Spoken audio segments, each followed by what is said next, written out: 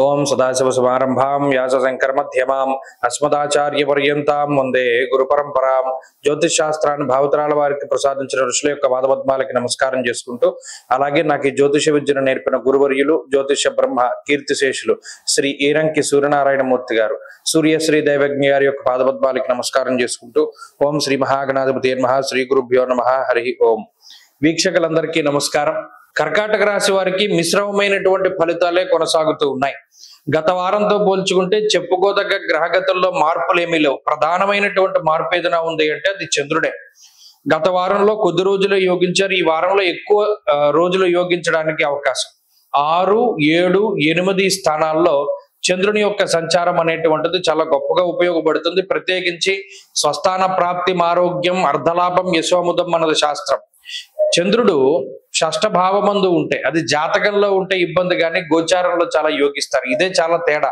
కొంతమంది ఇప్పుడు జాతకానికి గోచారానికి ముడిపెట్టి ప్రజలను మభ్యపెట్టేటువంటి ప్రయత్నం చేస్తున్నారు. నిజానికి గోచారం అనేటువంటిది వేరు. ఈ మాస ఫలితాలు, వార ఫలితాలు ఇవన్నీ కూడా ఒక రకమైనటువంటి ఫలితాలు ఇస్తాయి.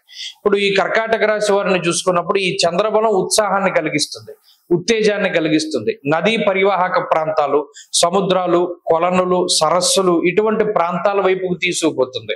అలాగే మనోల్లాసాన్ని కలిగింపజేసేటువంటి వాటర్ ఫాల్స్ చూడడానికి వెళ్తారు కొంతమంది, జలాశయాలు, జలపాతాలు ఉన్నటువంటి ప్రాంతాలకు వెళ్తారు, డ్యాములు ఉన్న ప్రాంతానికి వెళ్తారు కొంతమంది, లేదా సుగంధ ద్రవ్యాలు ఎక్కడైతే పరిమళ భరితమైనటువంటి ఇవి ఉంటాయో, స్థానాలు ఉంటాయో అటువంటి స్థానాల్లోకి వెళ్తారు. ఇవన్నీ ఈ వారంలో ఎప్పుడో ఒకసారి జరుగుతూ ఉంటాయి.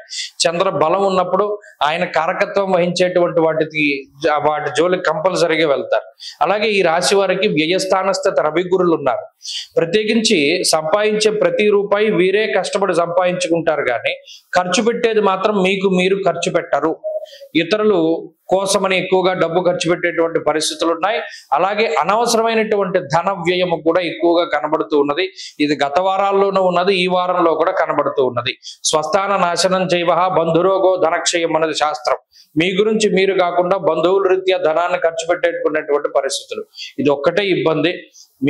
మన ఇంత సంపాదించుకుంటున్నాం కదా, మన సుఖం కోసమో, మన సౌఖ్యం కోసమో, లేదా పిల్లల కోసమో, కుటుంబం కోసమో డబ్బు ఖర్చు పెడితే పర్వాలేదు, మనం సంపాదించుకున్న డబ్బులు అన్యాక్రాంతం అయిపోయింది అనేటువంటి బాధ మాత్రం కొంత ఇబ్బంది పెడుతూ ఉంటుంది.